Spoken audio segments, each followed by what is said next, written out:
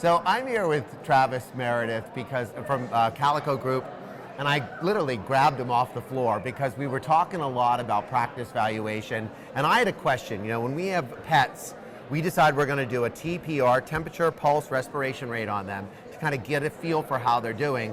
And you look at veterinary practices all the time. What is your TPR for a veterinary practice when you look at it? We do, and I think that's a great analogy because being a veterinarian, you bring some of that medical to it.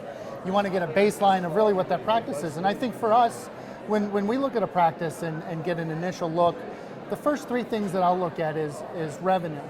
Is the practice growing in the neighborhood? Has that practice grown over a series of years?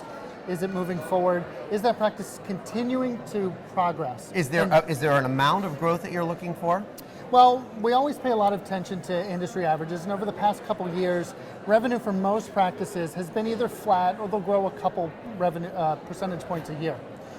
And sorry to interrupt you, but is that meaningful to you when it's just a couple of points? It is, and it's dependent on where that actual market is. Some markets have been very hit with very challenging economies.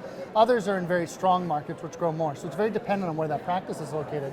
So when I personally see a practice that's continued to grow in an area where others have struggled, that's a great indicator that they're doing something right. Okay. I think the second thing that we look at when I look at a practice is we look at stability. And we'll look at that revenue growth again. Is it stable? Is it slow? Is it continuous? Or is it erratic? Has it been up? Has it been down? Are there a lot of challenges? Stability is a big factor when you think about evaluating practice.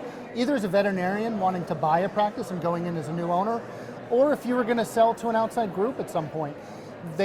Most buyers don't want to go into a situation where there's a lot of unknowns, a lot of conflicts, and a lot of change going on. So the more stable a situation, the better it's going to be for a future buyer. Okay, so I know you got bullet point 3, but I got one question about Absolutely. that. So obviously when you're looking at something that looks a little bumpy, right, you're not going to, or do you immediately write it off, or do you investigate? Not at all. All right, you Not investigate. at all. Okay. It's just like when you're working on a patient, if one of those metrics is a little bit abnormal, I'm putting a star next to it and I'm going to come back and ask a question. I'm going to do a little bit more diagnostics. I'm going to find out what that is.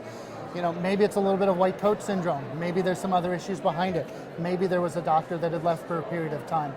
It's just a point to actually go in and learn more. All right, so we got our TR, got our PR, and what's our respiration? Our respirations, I'm a big fan of culture too.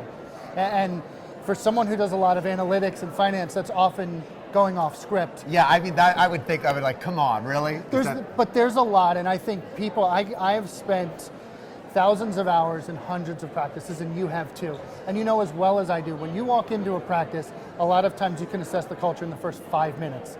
Is it a place where the people working there are happy? Is it a place where the clients are happy? Is it somewhere that you want to be? Or is it a place where people are avoiding eye contact? Right. Or a place where people won't pick up the phone, they won't greet the clients? Those are such telling elements for what will eventually translate into future financial metrics for a practice. So if you were to run into a practice, and I'm sure you do, where some of those are a little bit iffy, you work with them to try to... Absolutely. We'll work. All of those things still influence the bottom line. We're always very analytic. We're always driven by bottom line and finances in the way that we evaluate because that's our most objective metric. But the reality is that all of those other subjective factors directly input the financial success of the practice. Thank you very much. Absolutely. Travis Meredith, DVM, and a partner with Calico Group? Managing Director of our Member Services Group at the Calico Group. Great. Thank you very much. Thanks.